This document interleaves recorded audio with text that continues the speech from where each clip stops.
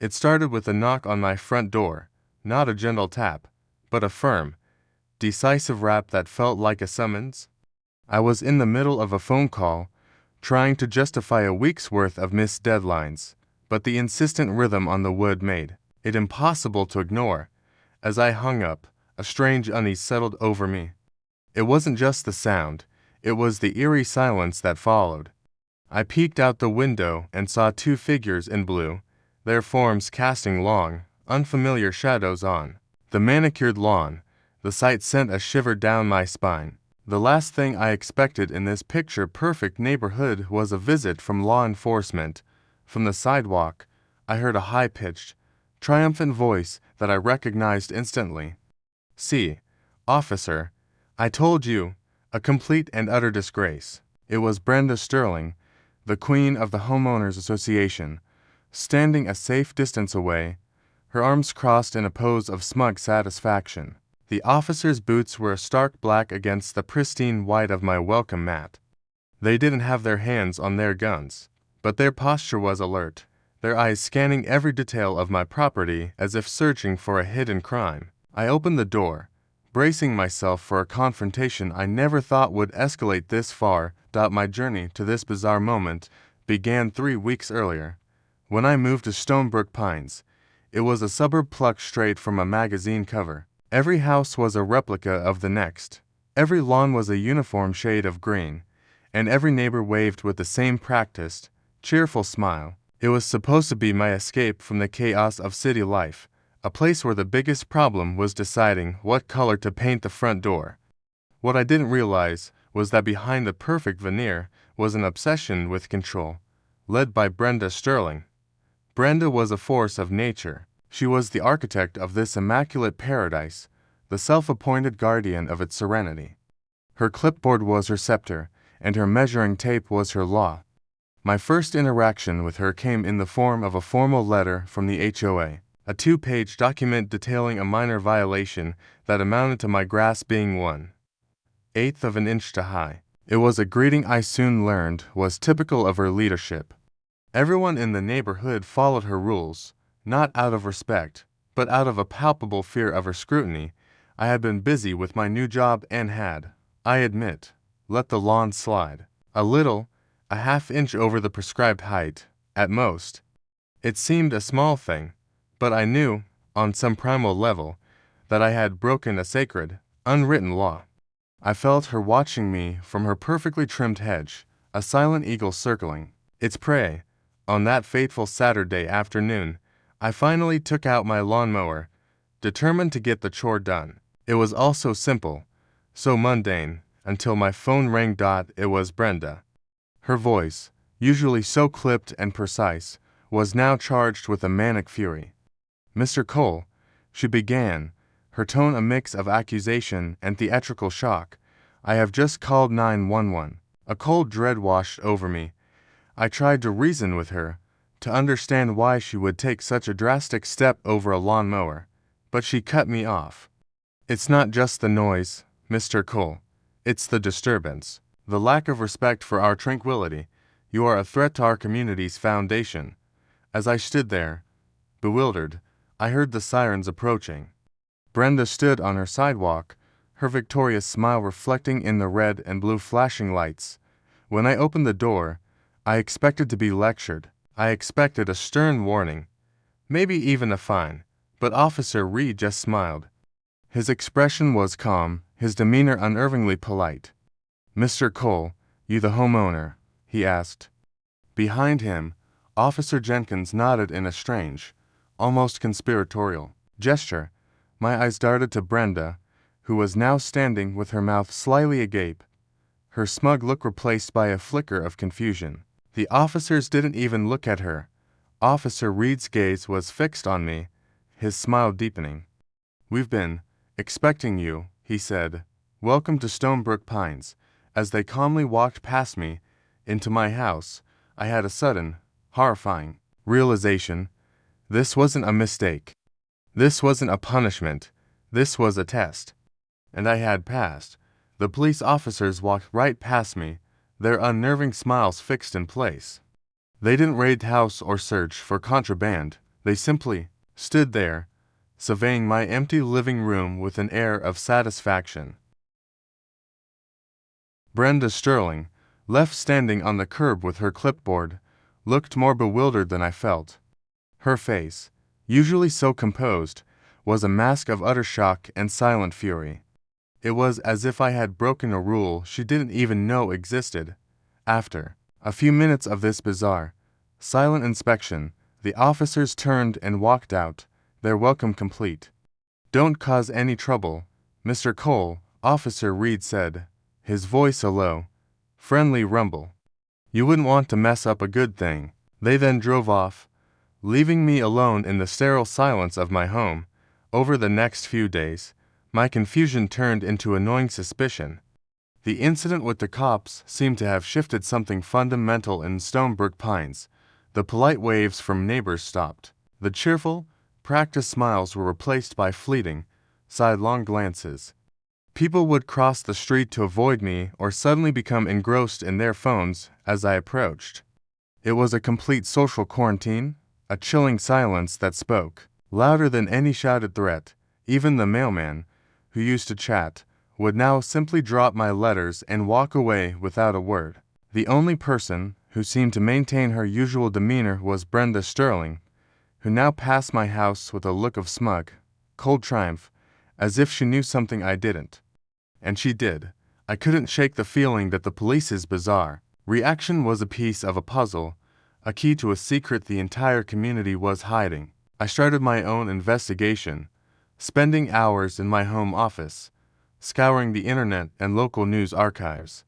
I searched for Stonebrook Pines combined with every keyword I could think of: crime, incident, missing person, police. For a long time, I found nothing but articles about community bake sales and the neighborhood's outstanding rating.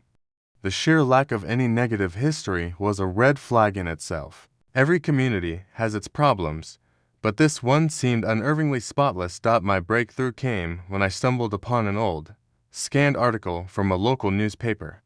It was a tiny, faded column from 10 years ago, buried deep in a digital archive. The headline read, "Local teen vanishes after skipping out on community event." The article was short, vague, and gave no details about the community event, which was unusual.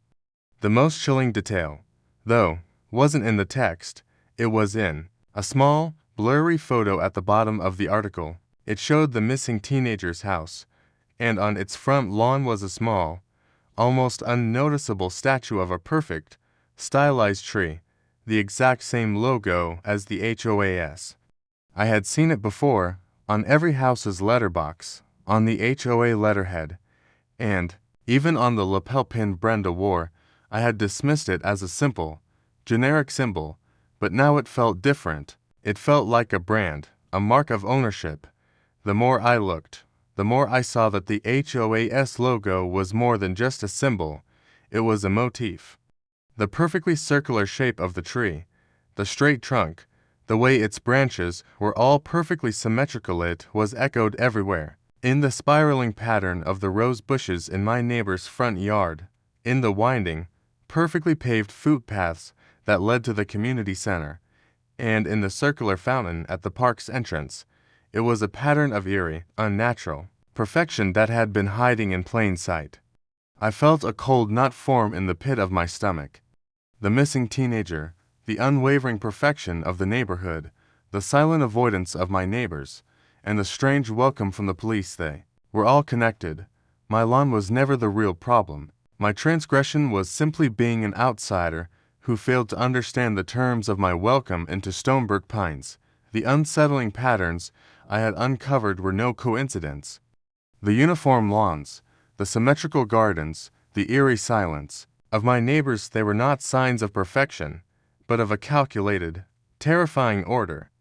The image of the missing teenager's house, marked with the same stylized tree as the HOA logo, haunted me. I now knew that my seemingly benign act of having an unkempt lawn was not a violation of a community rule. It was a breach of a code of conduct far more twisted and absolute. The police hadn't welcomed me, they had registered my compliance. I was now one of them, a participant in a silent pact I didn't understand, and I had to get out. But before I could leave, I needed to know what I was leaving behind. I needed to break their silence once and for all. My plan was simple in its recklessness.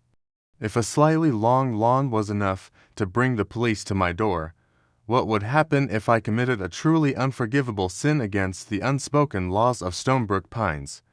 I decided to give them a violation they couldn't possibly ignore, a declaration of independence that would force them to react.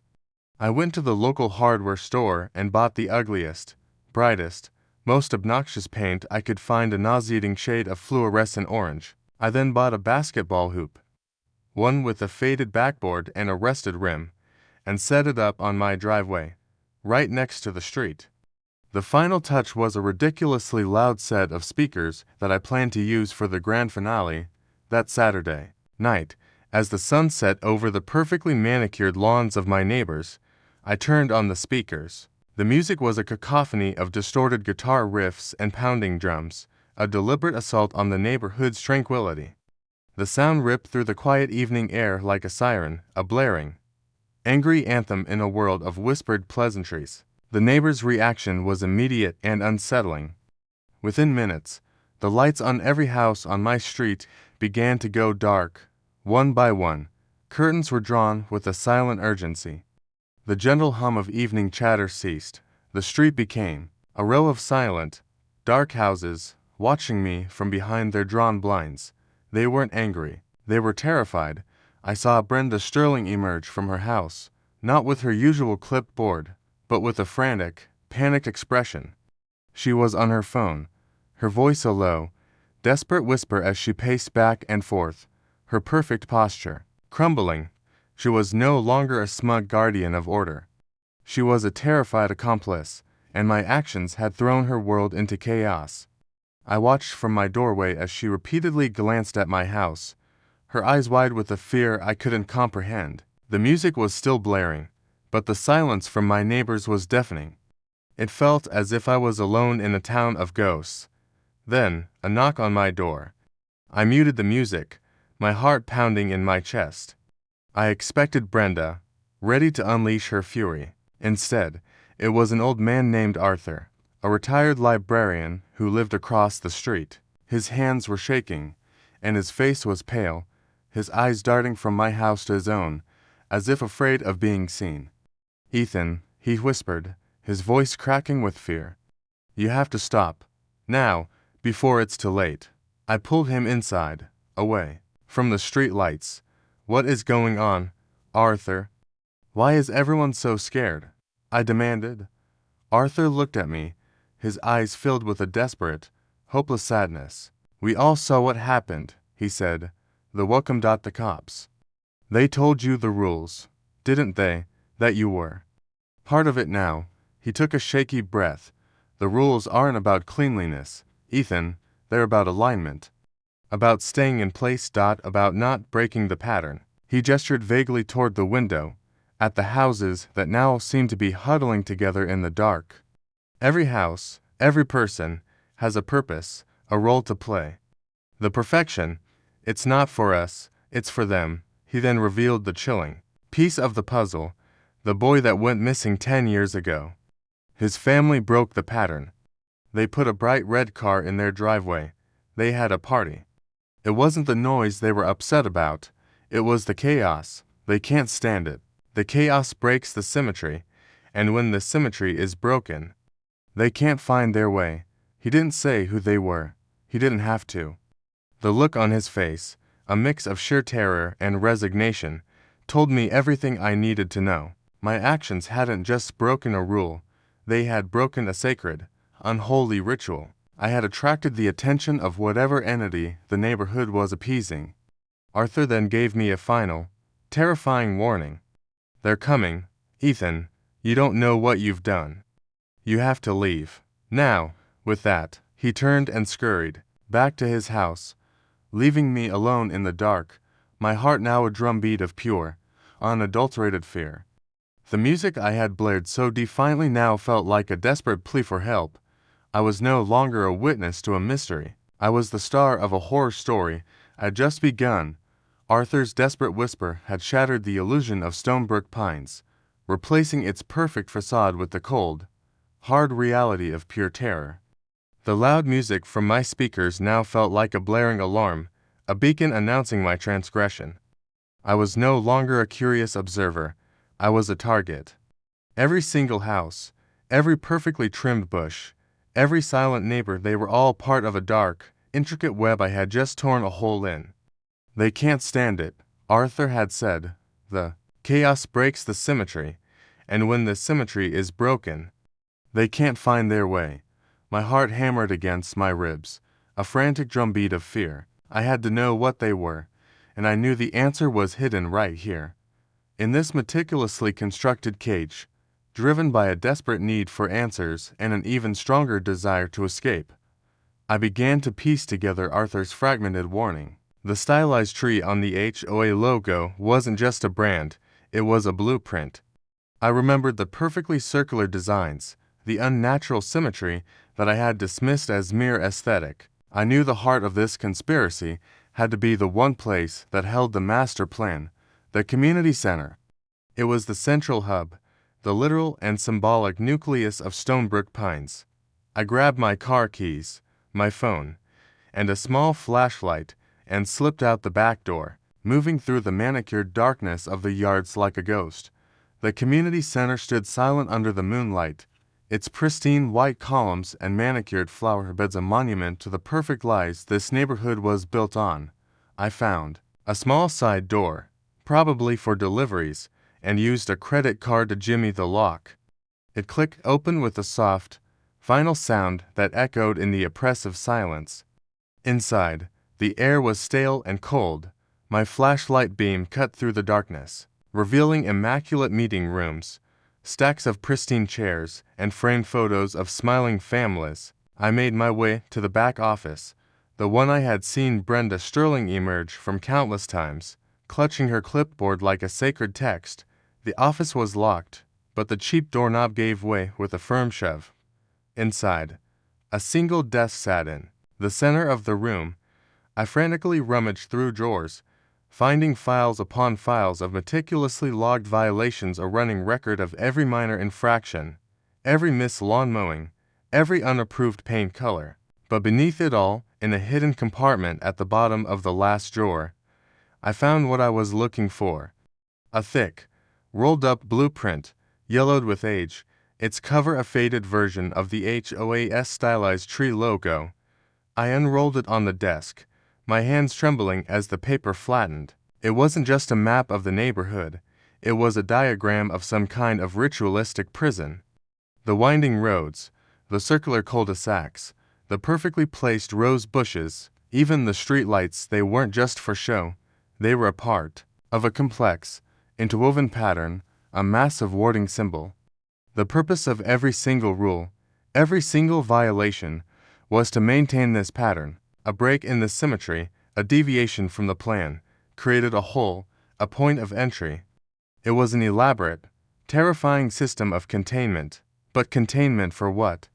The answer was in a separate folder I found tucked beneath the blueprint, photos of the missing teenager's house, not as it appeared in the article, but in horrifying detail.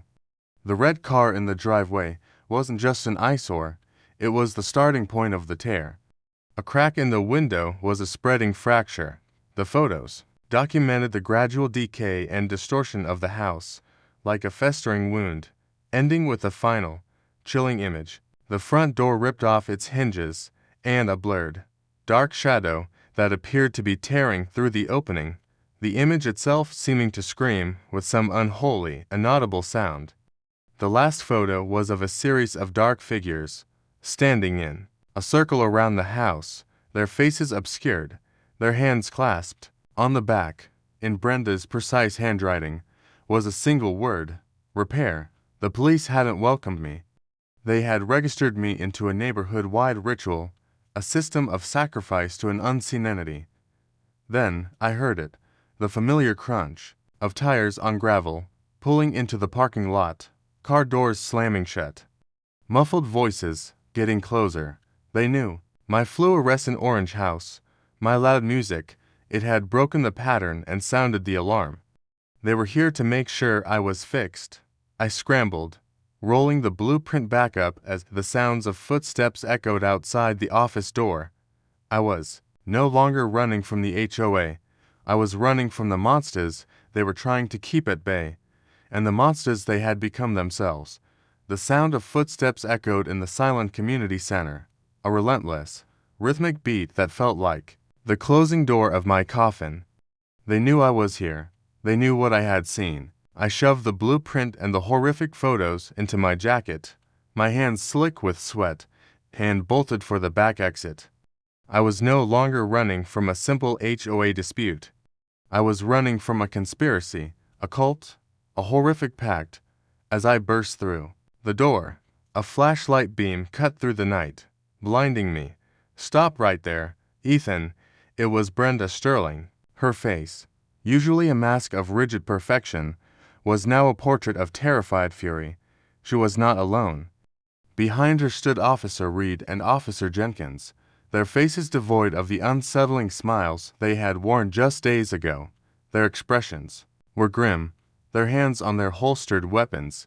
This was no longer a welcome. This was a hunt. "You don't understand what you've done," Brenda snarled, taking a step closer.